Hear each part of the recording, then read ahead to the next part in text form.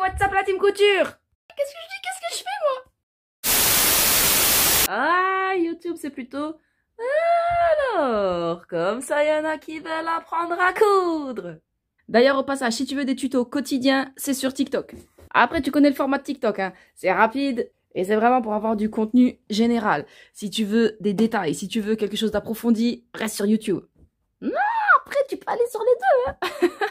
D'ailleurs, pour celles qui sont pas sur TikTok, j'ai aussi un groupe Facebook spécial couture débutant. Le lien est dans la barre d'infos. Tu cliques, tu nous rejoins. J'y ai partagé des guides complets pour débuter avec une stratégie.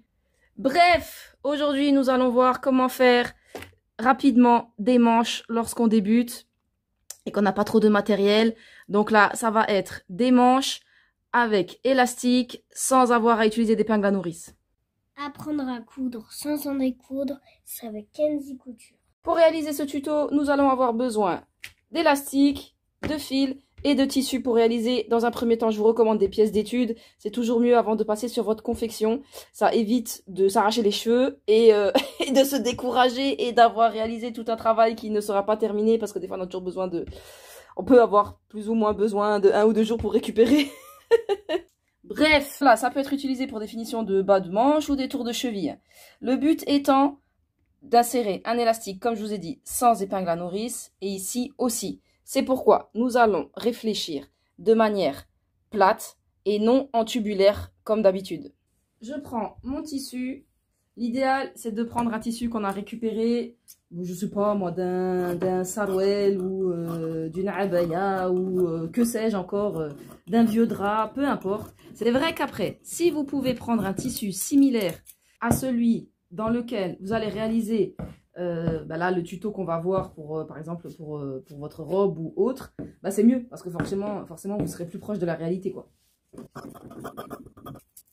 On fait 2 rectangles basiques. Ici, la taille n'importe pas, on va vraiment travailler la technique, d'accord? Pourquoi est-ce que je vous sensibilise à faire de la récup de tissu? Tout simplement parce que le tissu est une des industries les plus polluantes au monde. Très important de réfléchir à comment nous consommons et à comment nous les utilisons. Vous voyez tout ça? Ça, c'est presque que de la récup. 85%, c'est de la récup. Il y a des choses que j'ai achetées, comme là, ce qui est dans les cartons, parce que ça, c'est des rouleaux de 25 mètres. Faites pas attention au bazar, j'ai pas encore terminé d'emménager. Et d'autres, c'est des coupons qui finissaient à la poubelle dans des ateliers de prêt-à-porter de luxe. Et que du coup, ils bazardent, en fait. Donc, vraiment, allez voir les mamies couturières qui, du coup, n'arrivent plus à coudre et qui veulent se débarrasser. Et même si c'est pas des couturières, sincèrement, à l'époque, il y avait de très, très belles choses. Les nappes, les rideaux, les draps, vraiment de très, très belles pépites en coton. Des fois en lin, ça dépend vraiment, mais ne négligez surtout pas cette ressource naturelle. Non seulement c'est une industrie polluante, mais c'est aussi une industrie qui exploite les enfants. Je vous ai mis dans la barre d'infos de la vidéo un reportage à aller voir à ce sujet. Il y a aussi un compte TikTok que je vous ai mis dans la barre d'infos qui en parle très bien. Ils sont aussi sur Insta. Ils ont épinglé dans leur site toutes les marques qui sont engagées à ce niveau-là par rapport au tissu. Et il faut mettre la main à la poche, mais on ne peut plus tolérer de nos jours que l'on fasse encore travailler des enfants, qu'on ne les envoie pas à l'école sous prétexte de la misère et sous prétexte des besoins de la fast fashion. Alors la team couture, je compte sur vous. Allez regarder, ça prend pas beaucoup de temps. Je vous ai exprès mis des vidéos très très courtes. Prenez le temps de regarder, prenez conscience et sensibilisez autour de vous, c'est très très important. Nous allons débuter par cette finition. Le principe est de réfléchir de manière globale. Pourquoi? Parce que là, nous sommes à plat. Nous avons donc nos valeurs de couture sur les côtés. C'est pour ça que là, on voit que sur les côtés, mon élastique n'est pas vraiment pris en fronce. Pourquoi? Parce que nous sommes dans les valeurs de couture et qu'après, nous assemblerons endroit contre endroit. D'accord? Il faut vraiment garder ça en tête lorsque je vais vous expliquer le tuto. Le principe de l'élastique, c'est, si c'est tour du poignet, on prend le tour du poignet plus 1 cm plus les valeurs de couture. Si vraiment votre élastique, vous voyez qu'il a une élasticité très serrée, ne pas hésiter à rajouter votre tour de poignet ou votre tour de cheville, plus 1,5, voire 2. Ça dépend vraiment de l'élasticité. Là, moi, on voit le mien, il a une bonne élasticité. Le principe étant que lorsque l'on porte notre habit, que cela ne nous fasse pas mal. Parce qu'il y a des élastiques qui sont tellement serrés, ça va nous faire des marques et ça va faire mal, quoi, en fait. Donc, parce que souvent, les couturières débutantes ont tendance à prendre leur tour de poignet et à retirer encore. Je vous déconseille de le faire. Le but, c'est qu'il y ait un maintien. C'est pas qu'on étouffe et qu'on se fasse un garrot. Là, pour notre tuto, bah, bien évidemment, on va pas prendre la taille de notre tissu. Le but, c'est qu'il y ait quand même un effet d'élastique pour pouvoir travailler justement cette sensation de tirer l'élastique sous la machine. Donc voilà, on enlève un tiers et hop, on coupe. Alors, nous voilà à la machine. Le but ici va être de fixer notre élastique au bas de notre tissu. D'accord? Alors, vous avez deux solutions. Vous pouvez soit débuter directement votre piqûre comme ça pour directement assembler votre élastique avec d'abord un point de maintien aller-retour dans votre valeur de couture. Pour être plus à l'aise, vous pouvez d'abord faire un premier point dans ce sens qui sera vraiment un point de maintien pour ensuite commencer et après tirer. Ça, c'est au choix. En général, les débutantes préfèrent quand même faire un petit maintien comme ça dans ce sens de la couture côté. Ça peut simplifier. Ça, c'est à vous de tester et de voir où vous vous sentez le plus à l'aise. Le but étant de faire ce point de maintien pour pouvoir ensuite avancer légèrement jusqu'à notre centimètre de valeur de couture ou plus en fonction de votre coupe et après de pouvoir tirer notre élastique. Je fais mon point de maintien dans ma valeur de couture. Je plante mon aiguille. Là, maintenant, vous voyez, je peux tirer mon élastique. Tout est maintenu. Maintenant, je vais vraiment pouvoir placer une main à l'arrière pour maintenir le tissu et une main qui tire. Et cette main-là va osciller entre tenir le tissu pour du coup bien l'entraîner vers l'arrière et aussi du coup que ça puisse bien avancer. D'accord? C'est vraiment au ressenti quand vous serez sur votre machine. C'est pourquoi j'ai pris cet angle de vue. Mais là, vous voyez, je tire mon élastique. Le but étant qu'il rejoigne l'autre côté de cette manière. Donc, je me place comme ça, déjà au bout. Pourquoi c'est important de faire ça? Pour que notre élastique soit tendu de manière équitable, de manière régulière, tout du long. Cette main-là à l'arrière, et on y va.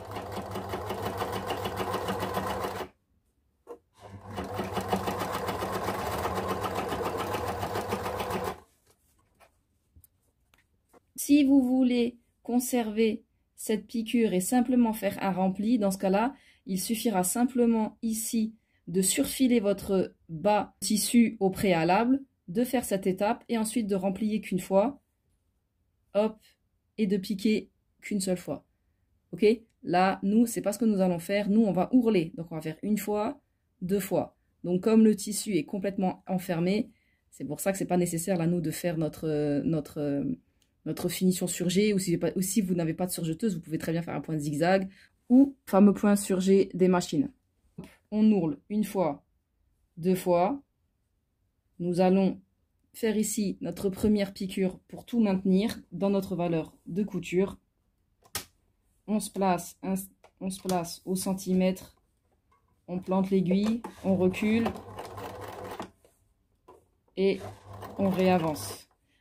Si on a du mal à ce moment-là, plutôt que de mettre ses doigts et de se mettre en danger, hop, vous voyez, et je prends ici le bout de mon ciseau et je vais venir pousser avec mon ciseau. À partir de là, je garde bien mon aiguille plantée dans le tissu.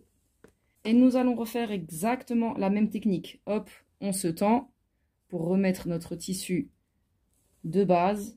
J'ai ma main derrière pour aider à l'entraînement du tissu.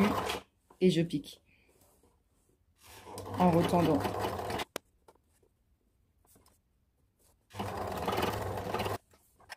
On a tout fait d'un coup. Maintenant, il n'y a plus qu'à se mettre endroit contre endroit, assembler, surfiler pour faire notre finition, soit d'entrejambe, soit de côté, soit de couture de manche. Et nous avons notre bas qui est terminé. Ça, c'est la manière la plus simple d'insérer un élastique sans épingle à nourrice. Maintenant, nous allons passer à cette méthode-là. Pourquoi? Parce qu'en fait, vous voyez là, on a vraiment cet élément décoratif. On insère un élastique d'une manière complètement différente à celle-ci. Donc, ça vous permettra d'acquérir une certaine logique couture que vous pourrez appliquer dans d'autres domaines à force de coudre. Le principe est vraiment d'apporter une valeur décorative. Lorsque notre finition de manche ou de cheville sera faite, vous voyez, ça ne fait pas du tout le même effet que ça. Mais le travail aussi est différent, c'est un petit peu plus pointilleux Il va donc falloir un petit peu plus de rigueur que cette méthode-là, qui est vraiment la méthode ultra débutante. Let's go, c'est parti. Pour ce type de finition, il faudra réfléchir au préalable à la coupe, à la taille de l'ourlet. Parce que comme vous avez vu, on a une grande valeur en dessous. C'est un ourlet qui est à valeur inégale. Un ourlet à valeur égale, bah, c'est comme on a fait auparavant. C'est, oh, par exemple, je remplis de 1 et je fais mon ourlet encore de 1. Ça, c'est à valeur égale. Là, nous allons partir sur un ourlet à valeur inégale. C'est-à-dire que l'on va d'abord travailler au fer, faire un premier rempli de 1 cm pour ensuite faire la valeur décorative. D'accord? Et après, là, c'est vraiment en fonction de vous, de l'aspect esthétique que vous souhaitez. Donc, vous faites ce travail au fer. Et si nécessaire, vous pouvez le bâtir à grands points. Donc là, si vous avez besoin, n'hésitez pas à épingler ou à bâtir. On passe à la machine et nous assemblons notre ourlet de manière tout ce qu'il y a de plus lambda. Ah, et je n'ai plus de canette. Hop, pour rappel, la canette, c'est ça. On insère, clac, et on remet à l'intérieur. Si vous ne savez pas trop bien gérer ça, j'ai fait une vidéo tuto où j'explique, c'est dans la playlist de couture, c'est dans la playlist de couture débutant sur comment appréhender sa machine et où j'explique aussi ce qu'est une canette dans une autre vidéo. C'est dans cette playlist, elle sera là à l'écran et elle sera aussi pour la regarder plus tard dans la barre d'infos de la vidéo. Là, quand on fait une reprise de piqûre, il n'y a pas besoin de faire de point d'arrêt. On se remet sur 2 cm avant la fin de notre piqûre. On pique dessus, ça fait un point d'arrêt naturel. Et vous voyez, du coup, ça passe crème. Bon, de l'autre côté, du coup, j'ai pas refait une canette, mais même là, ça passe crème. En vrai, on a l'impression, vous voyez, on voit quand même là que si c'était la même couleur, franchement, ça passerait crème. Il faut juste bien se mettre dessus et bien repiquer dessus. Par rapport à l'ourlet, vous pouvez le faire soit sur l'endroit, soit sur l'envers. Ça, c'est vraiment décoratif. Voilà, si vous voulez qu'il soit visible sur l'endroit ou au contraire, vous voulez qu'il ne le soit pas. Si vous voulez ce petit relief de tissu pour apporter une touche esthétique, ben dans ce cas-là, votre ourlet, vous le ferez sur votre endroit. Alors maintenant, le but va être de prendre notre élastique, de l'insérer à l'intérieur et de le fixer ici de manière perpendiculaire à notre première couture pour qu'il soit maintenu dans notre côté. On le place bien contre notre ourlet, ok. Pour faciliter, ne pas hésiter à le faire sortir un petit peu de notre valeur de couture. Pourquoi? Parce qu'après, si on pique trop au bord ici, quand on va tirer dessus, il va se barrer. C'est pour ça d'ailleurs que dans cette finition, ne pas hésiter à prendre votre tour de poignet, faire plus 1, et dans votre valeur de couture, je sais pas, vous mettez 2 cm de valeur de couture, c'est-à-dire 1 de chaque côté. Donc vous faites plus 2, et n'hésitez pas à rajouter encore bien plus 2. Parce que là, voilà, si vous faites sortir 1 cm, c'est pas trop. Quand vous débutez, ça facilite le travail. Nous allons coudre le canal de passage de notre élastique. Ok? Vous pouvez le faire soit en piquant vraiment sur votre élastique pour qu'il soit maintenu encore en plus, soit vraiment sentir ici au toucher et vous mettre sur le côté pour que ce soit juste un canal de placement.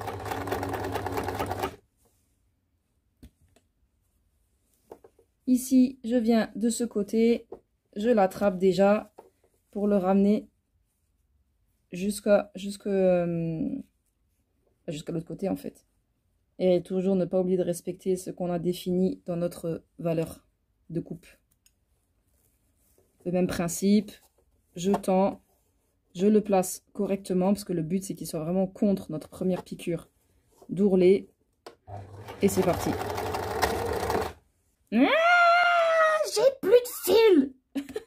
Bon, vous me pardonnerez, mais au niveau des couleurs et tout, je vais pas recommencer le tuto, hein. Pièce d'étude avec des fils de toutes les couleurs, mais c'est pas grave, l'important c'est de comprendre la technique. Bref, reprenons où nous en étions. Du coup, hop, notre élastique est fixé. Je commence, je plante mon aiguille, j'attrape. J'attrape mon élastique, je le fais sortir, je le place bien contre ma première piqûre d'ourlet. Hop. Je tends.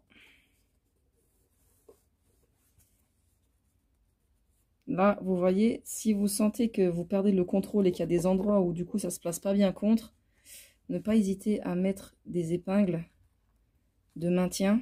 Et je ne veux pas justement que mon élastique parte dans tous les sens. Je veux qu'il soit bien calé contre. Donc, j'épingle et je pique.